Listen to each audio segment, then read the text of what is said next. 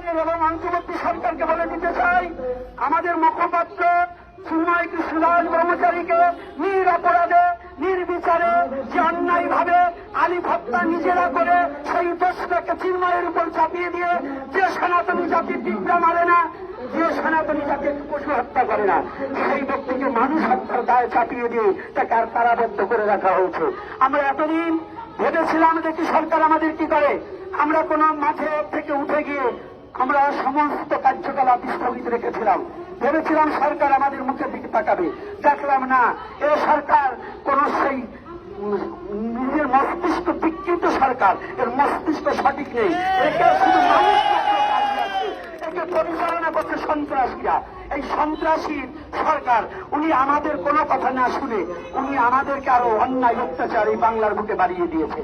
কারণ যে ঘটনা কুমিল্লার যে ঘটনা নাটক সাজিয়েছে, এটা নাটক অভিনয়, এবং এই যে লালমনিরহাটের যে অভিনয়টা করেছে সঠিক মর্যাদা দিয়ে তাদের দু বাপ বেটাকে এমন ভাবে ধর্ম অবমাননার নাম দিয়ে তাদের অত্যাচার করেছে, এখন তাদের সংসার চলছে না, তাদের সংসার চলতে কষ্ট হচ্ছে। তাই আমি বলে যেতে চাই, অবিলম্বে যদি চিন্ময় কৃষ্ণ দাস এবং এই যে বাংলাদেশে 5ই আগস্টের পরে শিক্ষকদের প্রতি শিক্ষা জাতির মেরুদণ্ড, আমি এখানে দাঁড়িয়ে কোনো সনাতনী জাতির কথা বলছি না, এখানে আমি বলছি শিক্ষকের মর্যাদা। এই 5ই আগস্টের পরে বাংলাদেশের যে হারে শিক্ষকের মর্যাদা ক্ষুণ্ণ করেছে, জুতার মালা পর্যন্ত পড়িয়েছে, এ সরকার তাদের একটা বিচার করার মতো তার যোগ্যতা নেই। সে আরো এটার পক্ষে সায় দিয়েছে, না হলে বাংলাদেশ থেকে শিক্ষা চলে গেলে তোমার মতো ইউনিটের ডক্টরেট করার কোনো দাম থাকবে না।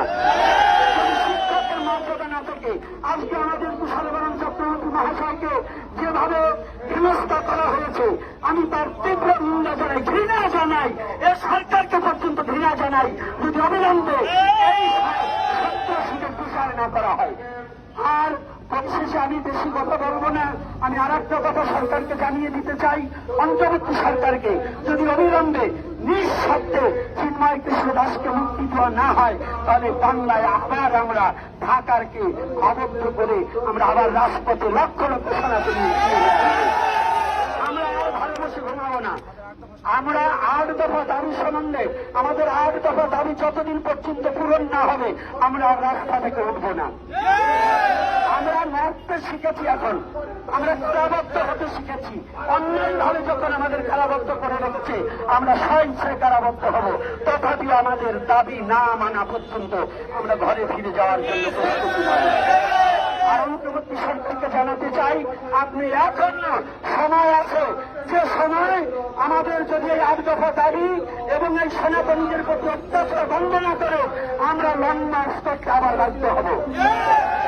আমরা প্রতিটা পথে পথে সারা বাংলাদেশে আমরা প্রতিটা জেলায় জেলায় আপনার সমাবেশ করার জন্য ঘোষণা দেব। তাই অতি সত্তর যদি আমাদের এই কর্মকাণ্ড, এই সনাতনী নিধন যজ্ঞ যদি বন্ধ না করেন, সনাতনীর অস্তিত্ব মুছে দেওয়ার যজ্ঞ যদি বন্ধ না করেন, আমরা আবার রাজপথে আসব। আপনি ভাববেন না আমরা চুপ ছিলাম দেখে আমরা মুছে গেছি, মরে গেছি, আমরা ঘুমিয়ে থাকিনি, শুধু আপনার বিবেকটা দেখেছি। আপনার কতটুকু বিবেক আছে, আপনার এই বিবেকে আমরা সারা পাইনি, তাই আমরা আবার রাজপথে নামার জন্য প্রস্তুত হচ্ছি। আমরা এইবার প্রথমবারের মতো বলে দিচ্ছি, যদি উনি আমাদের এই সনাতনী জাতির নিরাপত্তা না দিতে পারে তাহলে উনি ইস্তফা দিয়ে চলে যান দেশ ছেড়ে। আর যদি পারে তাহলে আমাদের সনাতনীদের রক্ষা করতে হবে, সনাতনীর অস্তিত্বর সাথে ওনার সহমত পোষণ করতে হবে, আমাদের কাছে আসতে হবে, আমাদের মনের কথা বুঝতে হবে, আমাদের কাছে বসতে হবে।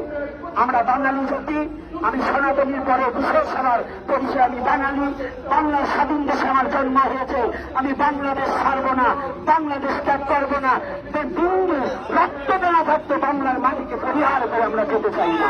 আমরা বাংলাদেশে জন্মেছি, বাংলায় থাকবো, আমাদেরকে কেউ বাংলাদেশ ছাড়ার কথা চেষ্টা করলে তার ওই বাংলা ছেড়ে চলে যেতে হবে।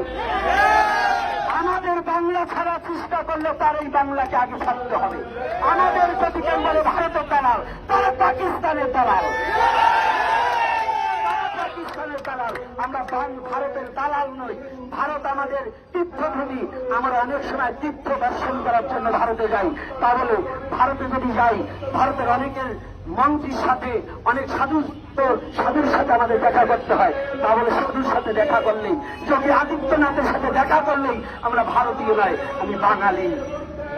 যোগী আদিত্যনাথ একজন সাধু, তার সাথে দেখা করার অধিকার আর একজন সাধু থাকতেই পারে, একজন ধর্ম প্রচারকে থাকতেই পারে। কুশাল বরণ চক্রবর্তী যখন পুরস্কার পেতে গিয়েছিল, সেই ছবিটাকে ভাইরাল করে তাকে বলা হচ্ছে যোগী আদিত্যনাথ দালাল। হ্যাঁ, দালালের গুরু। আমরা কখনো বাংলার সাথে বেইমানি করিনি, আমি সনাতনী জাতি। তাই যারা বাংলার সাথে বেইমানি করছে তাদের বলে দিতে চাই, আমরা বাংলা ছাড়তে প্রস্তুত নই। আমরা আর বাংলা ছাড়বো না, বাংলায় লড়াই করে বেঁচে থাকবো। তাই আমি পরিশেষে আর কথা না বাড়িয়ে আবারও বলে যেতে চাই, অন্তর্বর্তী সরকার যেন এই সনাতনী জাতির যদি নিরাপত্তা না দিতে পারে, আবারও বলছি তিনি বাংলাদেশের এই অন্তর্বর্তী সরকারের পদকে ইস্তফা দিয়ে তিনি বাংলাকে ছেড়ে চলে যান।